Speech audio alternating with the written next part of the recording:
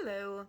So, one of my favorite stories growing up was The Tale of Peter Rabbit by Beatrix Potter. And so, The Tale of Peter Rabbit, I'm sure that a lot of you are probably familiar with it. Um, Peter Rabbit goes off with his siblings, and before they leave the house, mom says, "Don't go to Mr. McGregor's garden, it's not safe." And the other little bunnies are good listeners and they do what they should be doing. And then naughty little Peter Rabbit decides that he's going to go into Mr. McGregor's garden and disobey mom. And it doesn't work out well for him. He almost gets caught and he gets frightened. He ends up losing his cute little blue coat, and Mr. McGregor uses it as a scarecrow jacket. Sorry for the spoiler alert. And he barely escapes. Like, he barely gets out. But the story does end well. And so, actually, my favorite part of the story is always, I think it's page 54. And on page 54 is when Peter has finally made it home safe after his narrow escape from Mr. McGregor and his vengeance. And it says that he he was so tired that he flopped down upon the nice soft sand on the floor of the rabbit hole and shut his eyes. His mother busy cooking. She wondered what he had done with his clothes. It was the second little jacket and pair of shoes that Peter had lost in a fortnight. I would probably pause there and explain the length of time that a fortnight is while I was reading it. But this was always my favorite part of the book. His mom just is looking over and like, what happened to your clothes?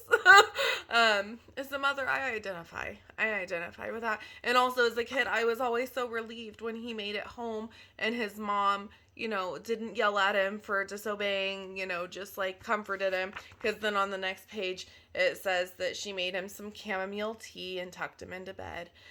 So that's my favorite part of the story.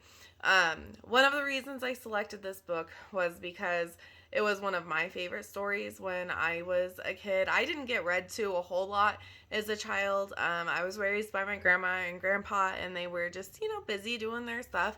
But this is one of the books that I remember my grandma reading to me repeatedly as a child, and I just always loved it, and I always was able to really enjoy the illustrations, and I was able to enjoy getting into the character of Peter Rabbit and the adrenaline rush of when he's being chased through the garden and is he going to escape. I mean, it kind of got less, the more times you hear the story, but still, it's an exciting story when you're a kid. So that's why I selected the book, and that's why I find it enjoyable. Now, there is some vocabulary in this book that relates to our grammar, because we have been learning about parts of speech and about descriptive words and the ability to pick out words to describe things. So if I was going to do a vocabulary lesson on this book, I think I would center it around words in the book that are used to describe the character of Peter. What is Peter like? What words do we use to describe who Peter is as a character? And so I selected 5 words that I would focus on. And what I would probably do is, before even reading the book, I would tell the students at the end of the book, I want you to be able to use a word to describe Peter, and I'm going to give you some ideas of what to listen for, and I would read the words. Usually what I'll do is I'll write them up on the whiteboard. If I have certain words I have them looking for when we're listening or reading a text together. And so yeah, I probably just have them be looking for the words, and the words that I selected from the text are the words mischief, naughty, thief, frightened, and sobs.